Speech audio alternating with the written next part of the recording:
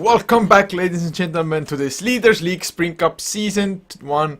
This is UnPatoGrande versus OtherWise. It's game number 2, and well, game number 1, OtherWise, they had a pushing strategy which just worked out wonders for them, because not only did they get the towers, they also got the kills in tow as well with that. And well, my name is Coucher, and with me for the second game as well is Paintje. Hey, glad to be here at the beginning again, this time. Score. Yes, as we are going to be seeing, the Ancient Apparition is going to get banned out as a very common ban, although again, that slot getting banned out, but otherwise, whether this is a case of they know something about the Big Duck, or whether Slok, they just don't like playing against him. There are certain teams who just ban out certain heroes because they just don't like playing against them. As we do see the Dazzle first pick, first ban. Yeah, well, actually, UnPatoGrande now, they could do to OtherWise what OtherWise did to them in the first game, because Lycan, it's available, and just picking up something like a Lycan Nature's Prophet, yeah, maybe you would think that it's kind of obvious, just straight up from the first 2 picks, it's like push strat, but otherwise, would they be able to react? Would they draft like a Keeper Flight or the Tinker against that? And even if not picking up the Nature's Prophet, could still have gone for the Lycan, but Mirana is the first pick, and then, oh, I was expecting a Shadow Demon, maybe a Bane, but the Crystal Maiden. Now, I do like this from not picking up the combo in its entirely. Mirana's a very good hero, even if you don't have something to combo with it, and let's face it, the Crystal Maiden stun, is pretty good in terms of she does have that slow and the, freeze effect. But at the same time, if you don't pick up that combo immediately, it forces your opponents to use their bans and picks to stop you from picking it up yourself. Yeah, I guess that does make sense, but otherwise, well, actually they go for the Viper again, so I guess they like that hero a lot. It of course allows you to just fight early on, especially in the mid game, like the Viper usually goes for the mech first item more or less. And well, that helps you to fight even more, especially if you have the Dazzle on top of that. And the Corrosive skin, I mean, I can already imagine in my mind the Crystal Maiden trying to go gank the Viper, but just dying almost to the Corrosive skin already. Yeah, as in it, the Corrosive skin's a very powerful ability, and in fact, it's one of the reasons why Cent has had such a hard time in that bottom lane, that his return ability also triggers off the Corrosive skin, meaning every time he gets attacked, he basically is taking 2 slows and 2 sets of dot damage in the face. As we do see that Bane getting banned out, and we more than likely are going to see the Shadow Demon also getting removed from the pool. Those 2 heroes just, although whether they do remove the Shadow Demon is another question, considering the fact that we did see UnPatoGrande miss that combo several times. That definitely was the case, but I think OtherWise might not be willing to take the risk. Then again, probably they're not that afraid of a Crystal Maiden Shadow Demon support duo. I mean, yeah, Crystal Maiden can follow up the disruption with the Frostbite maybe, but it's not the scariest of things if you go up against that. Actually, the Shadow Demon wouldn't be too bad of a hero for OtherWise themselves at the moment, because with the Dazzle, the Shadow Demon actually allows for the Dazzle to get a lot of burst damage with the Shadow Wave bouncing off the illusions. Yeah, as in picking it up themselves is not at the question, but now we're going to see a Timbersaw getting picked up by UnPatoGrande. Now that's an interesting situation. Yeah, it certainly is, and to me now at least a little bit, this Crystal Maiden pick makes a little bit more sense, because the Timbersaw early on actually, he has a lot of mana issues because he's just so mana intensive. The Chakram just keeps on channeling your mana away, draining it. As well as just going for the Whirling Death and Timber Chain constantly, because they are on such a low cooldown. So Crystal Maiden does help out with that a little bit. And of course, well, OtherWise, they go for the Nature Prophet again now. So maybe they're just going for the straight up same push kind of strategy as they did in the last game. But UnPatoGrande now, the Timbersaw is an excellent counter push hero with the Chakram.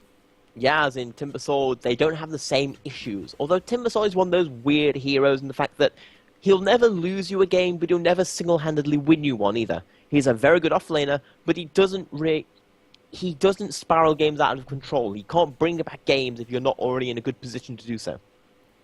That is definitely the one downside to that hero. Like I said, he can do a lot of damage, but he usually requires for somebody to set it up kind of as well. A Magnus, like they had last game, definitely is one good hero if he gets a nice reverse polarity followed by the Chakram, just Whirling Death, Timber Chain through. A ton of burst damage could be potential there. The same with maybe a Darkseer, but well, in this case, every now and then you see a Timbersaw mid lane, but against a Viper, or at least what we think at the moment is going to be the Viper mid lane, the Timbersaw wouldn't have too good of a time, I think so. Probably offlane Timbersaw, and what do you think they actually are looking towards as far as their mid laner goes?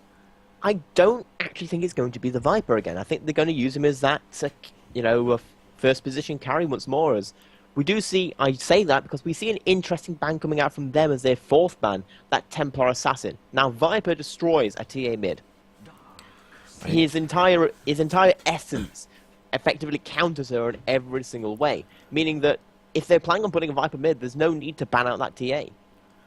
What? I guess that makes sense indeed, and well, UnPatoGrande, I think they just chew their way through that strategy as well, because they do pick up a Darkseer now, and well, I think they also thought that the Viper is gonna be on the safe lane, so what better hero to actually be on the off lane than a Darkseer, because Dazzle, he doesn't have any stuns, neither does the Viper. Yeah, sure they have slows, but Darkseer, what does he care with the Surge? So Darkseer offlane is actually pretty damn good against a Viper Dazzle +1 lane. Although, I mean, I guess the Pugna is going to be mid lane then now by OtherWise.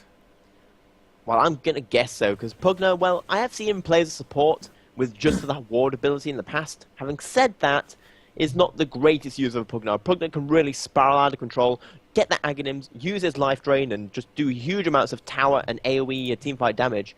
But on the other hand, Pugna is a very interesting pickup right there, suggesting this is going to be a Viper Dazzle plus something. That's something I'd suggest to hopefully be some kind of support with a stun. Well, they could use a stun for sure, otherwise they might just face a lot of TPing out. Although, I mean, the Pugna, coming back to that pick, I actually kind of like that, because if you're up against some counter push, like Timbersaw Chakram, it's really nice to have ways that can damage the tower without them being units, like creeps or something. Because Pugna just sets down Nether Blast and he can siege, especially if they're going high ground. He can siege the tier 3 without them, oh man, without them going in too deep.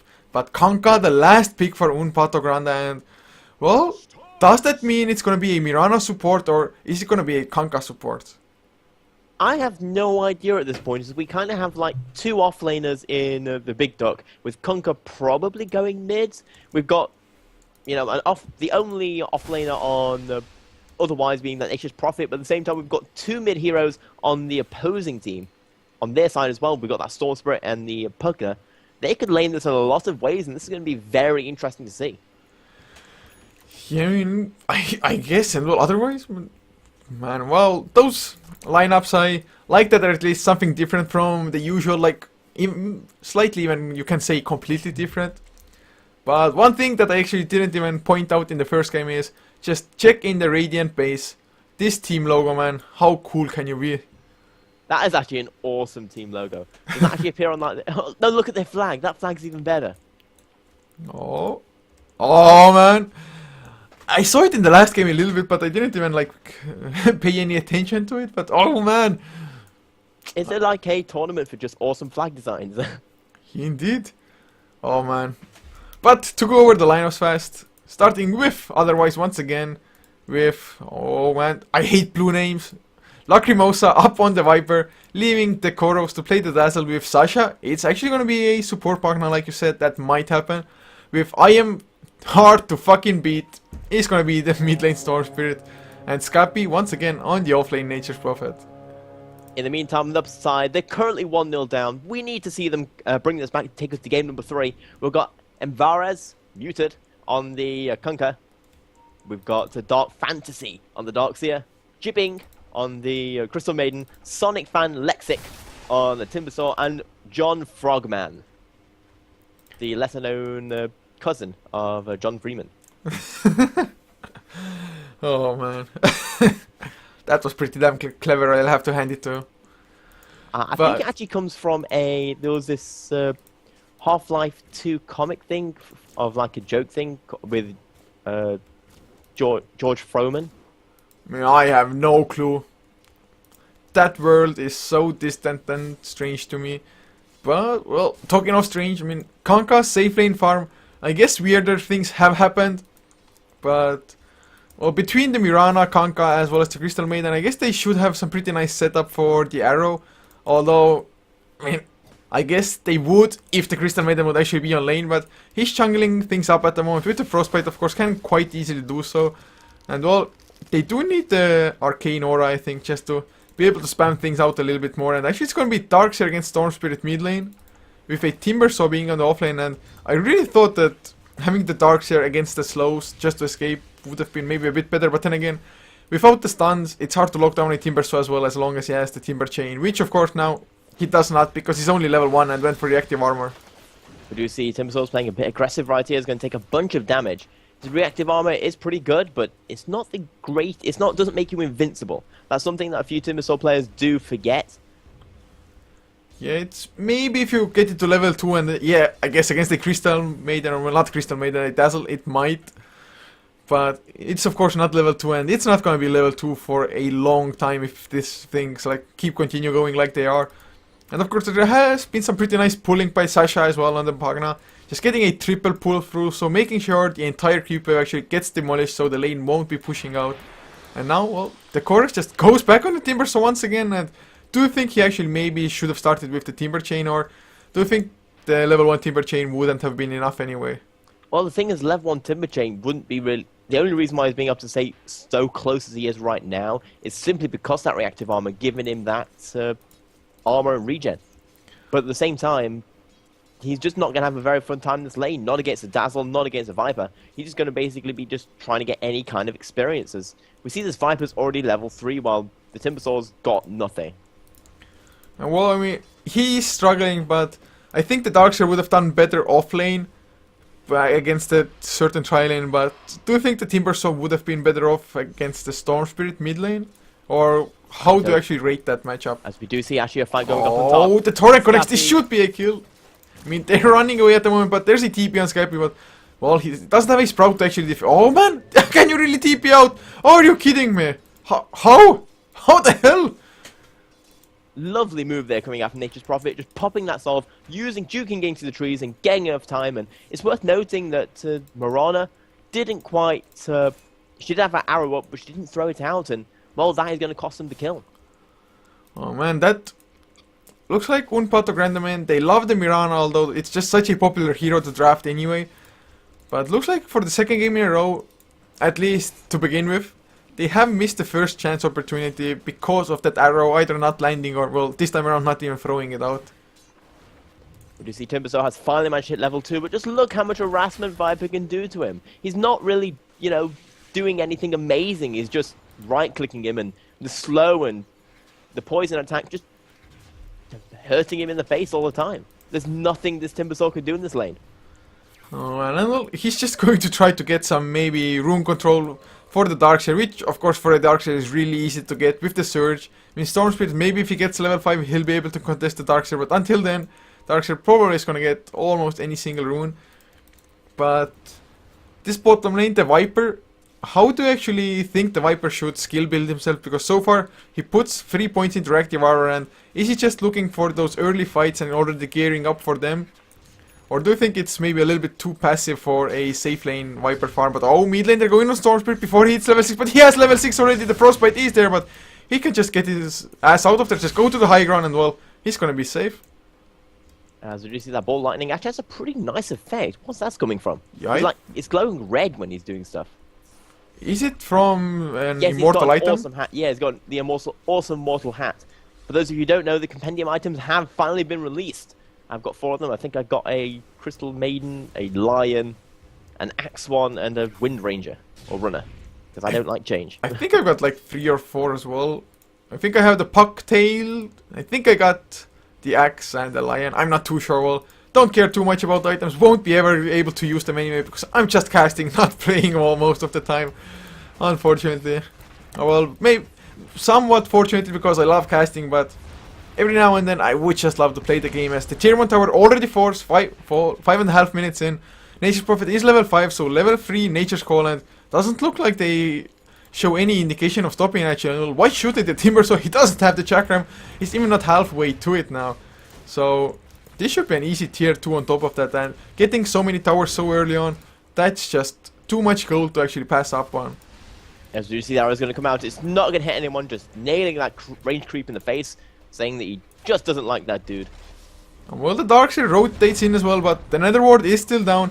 The duration got buffed, and now, oh, Kanka, he sprouted up, he might go down. He uses the ghost ship, but he falls before that. Or does he? The Rum, it's keeping him alive, and oh, Dazzle, clutch, Shallow Grave. And they're just TPing out. Maybe the arrow catches this time on the Nature's Prophet, so they get the kill. Timbersaw will fall as well, and now Lacrimosa completely out of mana. Can't actually do anything.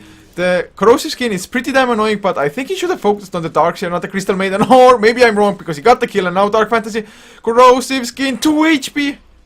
Oh, man. 2 HP. A little bit lucky there coming out from the Darkseer, but I do feel that otherwise they just sat there, waited a little bit too long. They were looking for those first few kills, and they did pick up the Conquer, but after that Conquer, they really should be just trying to rotate back, and they lost a few deaths because of that. Yeah, I mean, I understand UnPatoGrande trying to defend this. Overall, like, we can keep the towers away, but by the time they actually rotated, the tower was so damn low to begin with. And now, OtherWise, there's just, okay, you already used your TPs, or at least some of them, so we're just going to take your tier 1 top now. Although Conqueror is there, he has this ghost ship ready as well. Level 2 in X marks the spot. Should be able to set up a perfect torrent ghost ship on his own. Unless it's maybe against a Storm Spirit. But Nature's Prophet, I mean, could be an easy kill for them if they execute this correctly. Oh, the ghost ship is there. The torrent connects on Nature's Prophet. Both the 8 marks the spot. Frostbite, Crystal Nova, and well, it was an easy kill in there. And now Dazzle on the run, but Storm Spirit, he doesn't have too much mana, wants to go for the Mirana, but he might fall down in return because of this now. He has the bottle, but he hasn't just... Oh, now he uses the charges, but he's going for the kills, not zapping away. Oh, the heals, the Shallow Grave! They're turning it around, and well, suddenly, a triple kill for the Storm Spirit. And now Dark Fantasy comes in as well, but the vacuum comes out. It doesn't matter because the mech, I think it was a mech on somebody. Yep, Viper just came in with his mech, and Nature's Prophet already back to the party, and... That was huge right there for otherwise. They just, especially as Dazzle rotation coming in and the Storm Spirit realizing that his teammate was coming in to help, that he could fight that battle with his with that survivability that's provided, and that is going to be a huge, because that should have been a 1-for-1 trade, or at the very least a 1-for-2. Yeah. At the end of the day, it ended up being a 1-for-3 in favor of otherwise. Yeah, and well, now, oh, he's gonna even get the kill on Timbersaw because he had the regeneration, which, with the kill, did not even get popped down. So, Storm Spirit still can't zap around top lane though. TPs are coming in, the Nether Ward is down, they have to kill it. The ghost ship is there, vacuum. It only catches the Viper and the mech, it's already off cooldown again. The heals, the Sprout on the Conka, they're turning it around. Again, Conka though gets the surge from Dark Fantasy, so he's gonna be fine for the time being, but... This is just disastrous. A Storm Spirit comes in from the side. Who is he actually going to go for? He wants to get the Conka. Will get the kill.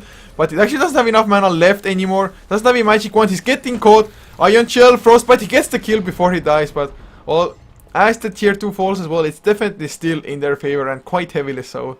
Yeah, that was a 1-for-2 trade. They did get that Storm Spirit effect. That was a total of 799 gold going towards the Timbersaw. Thanks to that lovely...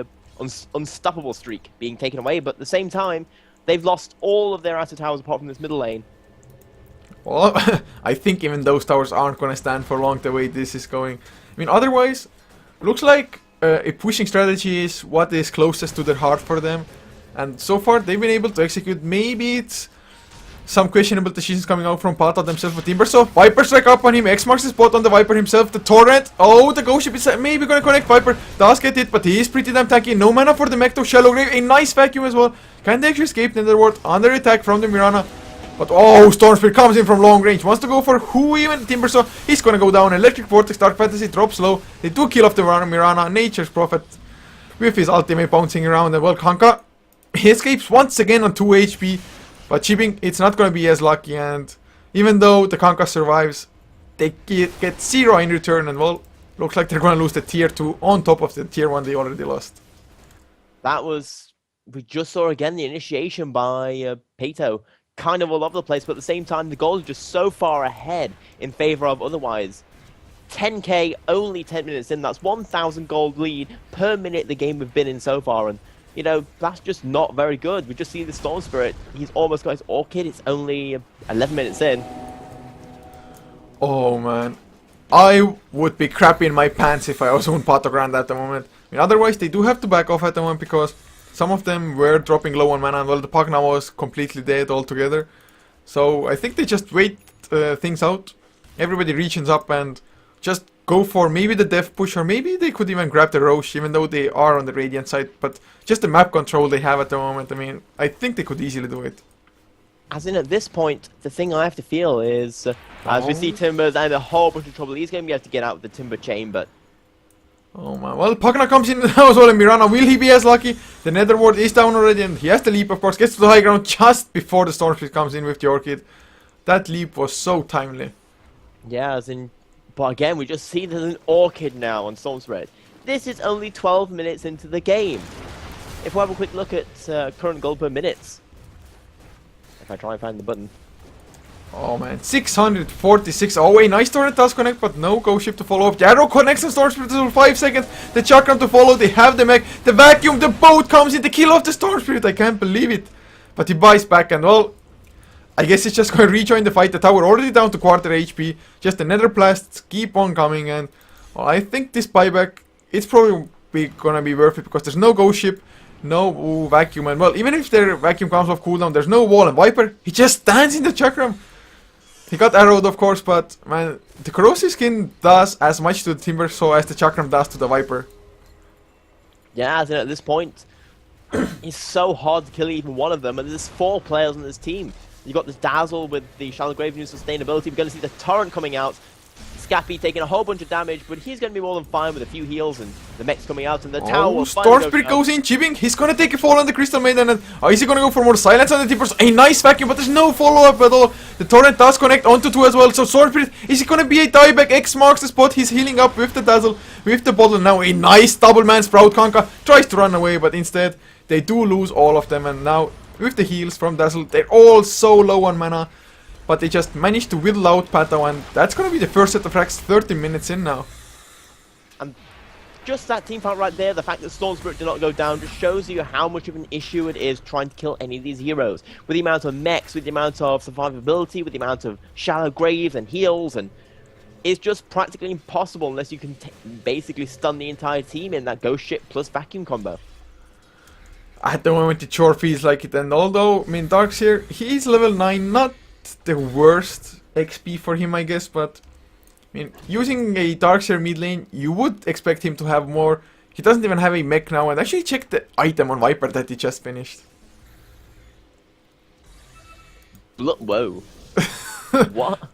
I don't think I've ever seen a Viper build one. I would have thought an Aghanims would be a little bit better, but well, at this point of the game, not like it matters with how far ahead their team are. I mean, is it just to really tank in the Chakram by the Timbers, or I'm not too sure. It does give you a lot of just raw HP as well as mana, although not that he requires the mana all that much, but I guess, like you said, they're just so far ahead that they can go for any item that they want, more or less. 5-man Divine Rapiers to the win! Oh man, that would be epic throw with Conquer suddenly. 5 Rapier, 1 Tidebringer, and every single team fight, 1 Tidebringer is all it takes. Girls can dream, but highly unlikely they're going to throw it that much. As this is obviously a very important match for both these two teams, as this first round is a single bracket elimination, meaning whoever loses this, they are out. Indeed it is, but otherwise they're going for the secondary set of frags now, being on the bottom lane. Wrath of Nature bounces around Timber, so just gets tickled by it, but Viper, he's just on the front line, zoning everybody out. He's so damn tanky, 1.5k HP, and with all the spells Pato has combined, but oh, the ghost ship is going to get the Pug now. Maybe Storm Spirit goes in with the silence. Actually, he hasn't pulled anybody in yet. And well, there's the freezing field doing a decent amount of damage, but in the end he does fall in return because the mech, as well as the shadow wave, just keeping them all alive, and Timber, so he's going to fall as well. And I think UnPatoGrande, they probably just met their end. As we do see the second set of racks going down, and I don't even think they can go to defend their third. It is pushed out a little bit, but and I don't quite think they've got the health yet to just be able to tank that. Just look damage. at the net worth. Last game, at least one of the heroes had less than anybody on the other team, but this time around, it's just a complete dominance by their own team.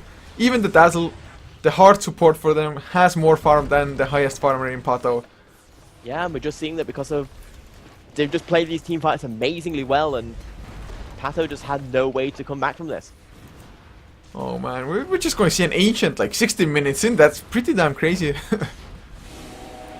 That is pretty crazy. Oh As we do see that these last towers are getting taken out. The Giant Duck, they're trying to just sustain this game, as obviously this is all or nothing for them at this point, but don't see them bringing it back. This Ancient is starting to fall. And well, this is 20-7 right now. OtherWise are looking to make it to 2-0. Don't see it becoming OtherWise. And these kills, they're right now just fountain farming. I mean, why the hell not? The Ancient is under siege from the creeps anyway, more or less. And well, Kaka almost went down, not quite. And Viper, can they get the kill? If they do, they win. But just shallow grave. X marks the spot though. Can they actually keep him alive? The heals are there, but there's no mech. You heard of Shadows, the Ghost Scepter. Are you kidding me? Actually survives. Oh man, I thought like if they kill the raid boss, they at least might feel a little bit better about themselves, but they don't even get that one measly kill. Oh man. Rather like in a pub game, they're just camping outside their enemy's fountain. The GG's well played get called, and that is going to be a 2-0. Very fast. Two very fast games coming out from OtherWise, as they're going to go on to the round of 2. I'm not quite sure who they're going to be facing. It will either be Double Rainbow or Pulp. Well, Pulp actually was the winner of it, so they won 2-0, yeah, earlier today. So I guess Pulp versus OtherWise it is. I'm not too sure when the quarterfinals are actually going to be played out. I'll have to find out after this game. But thank you all once again for tuning in. Hopefully you enjoyed a fast game. I mean, this pushing strategy just worked out wonders.